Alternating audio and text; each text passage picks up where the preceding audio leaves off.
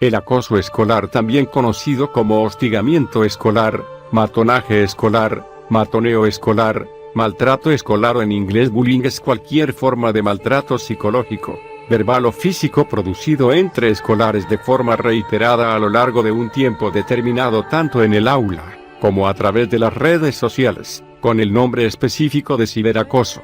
Estadísticamente, el tipo de violencia dominante es el emocional y se da mayoritariamente en el aula y patio de los centros escolares. Los protagonistas de los casos de acoso escolar suelen ser niños y niñas en proceso de entrada en la adolescencia, siendo ligeramente mayor el porcentaje de niñas en el perfil de víctimas. El acoso escolar es una forma característica y extrema de violencia escolar. El acoso escolar es una especie de tortura, metódica y sistemática, en la que el agresor sube a la víctima, a menudo con el silencio, la indiferencia o la complicidad de otros compañeros. Este tipo de violencia escolar se caracteriza, por tanto, por una reiteración encaminada a conseguir la intimidación de la víctima, implicando un abuso de poder en tanto que es ejercida por un agresor más fuerte, ya sea esta fortaleza real o percibida subjetivamente que aquella. El sujeto maltratado queda, así, expuesto física y emocionalmente ante el sujeto maltratador, generándose como consecuencia una serie de secuelas psicológicas. Aunque estas no formen parte del diagnóstico, es común que el acosado viva aterrorizado con la idea de asistir a la escuela y que se muestre muy nervioso, triste y solitario en su vida cotidiana. En algunos casos, la dureza de la situación puede acarrear pensamientos sobre el suicidio e incluso su materialización, consecuencias propias del hostigamiento hacia las personas sin límite de edad. Suelen ser más propensos al acoso escolar aquellos niños que poseen diversidad funcional, entre las cuales se pueden contar el síndrome de Down, el autismo, síndrome de Asperger, etc. Tipos de acoso escolar. Los profesores Iñaki Piñuel y Zavala y Araceli Oñate han descrito hasta 8 modalidades de acoso escolar, con la siguiente incidencia entre las víctimas. 1. Bloqueo social 29,3%. 2. Hostigamiento 20,9%. 3. Manipulación 19,9%. 4. Coacciones 17,4%. 5. Exclusión social 16,0%. 6. Intimidación 14,2%. 7. Agresiones 12,8%. 8. Amenazas 9,3%. Bloqueo social. Agrupa las acciones de acoso escolar que buscan bloquear socialmente a la víctima. Todas ellas buscan el aislamiento social y su marginación impuesta por estas conductas de bloqueo. Son ejemplos las prohibiciones de jugar en un grupo, de hablar o comunicar con otros, o de que nadie hable o se relacione con él, pues son indicadores que apuntan un intento por parte de otros de quebrar la red social de apoyo del niño. Se incluye dentro de este grupo de acciones el meterse con la víctima para hacerle llorar. Esta conducta busca presentar al niño socialmente, entre el grupo de iguales, como alguien flojo, indigno, débil, indefenso, estúpido, llorica, etc. El hacer llorar al niño desencadena socialmente en su entorno un fenómeno de estigmatización secundaria conocido como mecanismo de chivo expiatorio. De todas las modalidades de acoso escolar es la más difícil de combatir en la medida que es una actuación muy frecuentemente invisible y que no deja huella. El propio niño no identifica más que el hecho de que nadie le habla o de que nadie quiere estar con él o de que los demás le excluyen sistemáticamente de los juegos. Hostigamiento. Agrupa aquellas conductas de acoso escolar que consisten en acciones de hostigamiento y acoso psicológico que manifiestan desprecio, falta de respeto y desconsideración por la dignidad del afectado. El desprecio, el odio, la ridiculización, la burla, el menosprecio, los motes, la crueldad, la manifestación gestual del desprecio, la imitación burlesca son los indicadores de esta escala. Coacción. Agrupa aquellas conductas de acoso escolar que pretenden que la víctima realice acciones contra su voluntad. Mediante estas conductas, quienes acosan al niño pretenden ejercer un dominio y un sometimiento total de su voluntad. El que la víctima haga esas cosas contra su voluntad proporciona a los que fuerzan o tuercen esa voluntad diferentes beneficios, pero sobre todo poder social. Los que acosan son percibidos como poderosos, sobre todo, por los demás que presencian el doblegamiento de la víctima. Con frecuencia las coacciones implican que el niño sea víctima de vejaciones, abusos o conductas sexuales no deseadas que debe silenciar por miedo a las represalias sobre sí o sobre sus hermanos. Exclusión social. Agrupa las conductas de acoso escolar que buscan excluir de la participación al niño acosado. El tú no es el centro de estas conductas con las que el grupo que acosa segrega socialmente al niño. Al ningunearlo, tratarlo como si no existiera, aislarlo, impedir su expresión, impedir su participación en juegos, se produce el vacío social en su entorno. Intimidación. Agrupa aquellas conductas de acoso escolar que persiguen amilanar, amedrentar, apocar o consumir emocionalmente al niño mediante una acción intimidatoria. Con ellas quienes acosan buscan inducir el miedo en el niño. Sus indicadores son acciones de intimidación, amenaza, hostigamiento físico intimidatorio, acoso a la salida del centro escolar.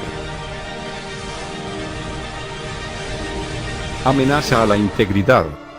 Agrupa las conductas de acoso escolar que buscan amilanar mediante las amenazas contra la integridad física del niño o de su familia, o mediante la extorsión.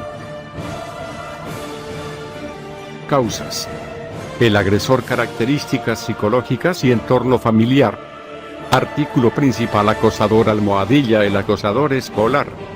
Aunque el acosador escolar no tiene por qué padecer ninguna enfermedad mental o trastorno de la personalidad grave, presenta normalmente algún tipo de psicopatología.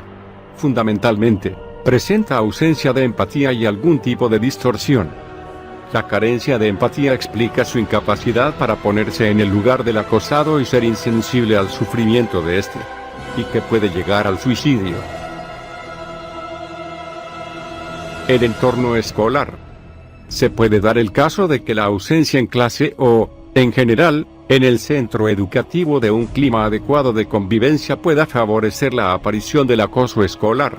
La responsabilidad al respecto oscila entre la figura de unos profesores que no han recibido una formación específica en cuestiones de intermediación en situaciones escolares conflictivas, y la disminución de su perfil de autoridad dentro de la sociedad actual. Evolución de los casos de acoso escolar. El objetivo de la práctica del acoso escolar es intimidar, apocar, reducir, someter, aplanar, amedrentar y consumir, emocional e intelectualmente, a la víctima, con vistas a obtener algún resultado favorable para quienes acosan o satisfacer una necesidad imperiosa de dominar, someter, agredir y destruir a los demás que pueden presentar los acosadores como un patrón predominante de relación social con los demás. En ocasiones, el niño que desarrolla conductas de hostigamiento hacia otros busca, mediante el método de ensayo-error, obtener el reconocimiento y la atención de los demás, de los que carece, llegando a aprender un modelo de relación basado en la exclusión y el menosprecio de otros. Con mucha frecuencia el niño o niña que acosa a otro compañero suele estar rodeado muy rápidamente de una banda o grupo de acosadores que se suman de manera unánime y gregaria al comportamiento de hostigamiento contra la víctima. Ello es debido a la falta de una autoridad exterior, por ejemplo, un profesor, un familiar, etc., que imponga límites a este tipo de conductas, proyectando el acosador principal una imagen de líder sobre el resto de sus iguales seguidores. A menudo la violencia encuentra una forma de canalizarse socialmente, materializándose en un mecanismo conocido de regulación de grupos en crisis: el mecanismo del chivo expiatorio. Destruir al que no es seguidor, al que se resiste, al diferente, al que sobresale académicamente, al imbuido de férreos principios morales, etc. Consecuencias. El acoso escolar, al igual que otras formas de maltrato psicológico, produce secuelas biológicas, expresión de genes y mentales. Especialistas del Centro de Estudios sobre el Estrés Humano, CSHS, del Hospital Louis H. LaFontaine de Canadá, sugieren que las víctimas acosadas son más vulnerables a padecer problemas mentales como trastorno por estrés postraumático, depresión y trastornos del ánimo a medida que envejecen. Acoso escolar homofóbico. Artículo principal: acoso escolar homofóbico. El acoso escolar homofóbico o gay bashing se refiere a cualquier clase de daños hacia las personas, tanto psicológico, físico y moral, por tener o aparentar tener una orientación sexual diferente. Obstáculos y aislaciones definen la violencia escolar. Ángela Gabas-Gaza afirma en El fenómeno de la exclusión social los obstáculos que encuentran determinadas personas para participar plenamente en la vida social, viéndose privada de alguna o varias de las opciones consideradas como fundamentales para su desarrollo humano. Se estima que la intervención simultánea sobre factores individuales, familiares y socioculturales es la única vía posible de prevención del acoso escolar. La prevención se puede realizar en distintos niveles. Una prevención primaria sería responsabilidad de los padres, apuesta por una educación democrática y no autoritaria, de la sociedad en conjunto y de los medios de comunicación en forma de autorregulación respecto de determinados contenidos. Una prevención secundaria sería las medidas concretas sobre la población de riesgo, esto es, los adolescentes fundamentalmente, promover un cambio de mentalidad respecto a la necesidad de denuncia de los casos de acoso escolar aunque no sean víctimas de ellos, y sobre la población directamente vinculada a esta, el profesorado en forma de formación en habilidades adecuadas para la prevención y resolución de conflictos escolares. Por último, una prevención terciaria serían las medidas de ayuda a los protagonistas de los casos de acoso escolar. La ayuda se puede agrupar en información para padres, profesores y alumnos.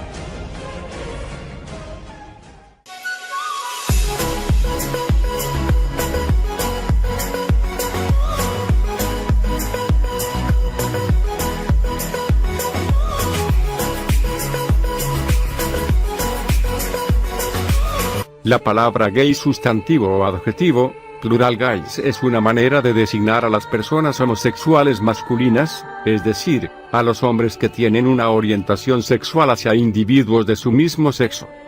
La principal diferencia entre las denominaciones hombre homosexual y gay, que hasta la década de 1970 significaba alegre o divertido en inglés, es que este último es un término positivo, importado del inglés y elegido originalmente por la comunidad gay de San Francisco, California, Estados Unidos, para referirse a sí mismos.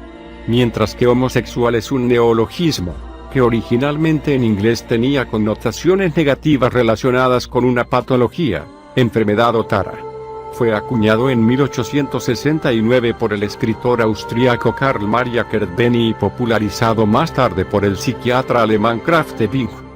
En países hispanohablantes, gay se refiere casi exclusivamente al género masculino, por lo tanto, no se aplica a las mujeres lesbianas o transexuales, estén o no fuera del armario.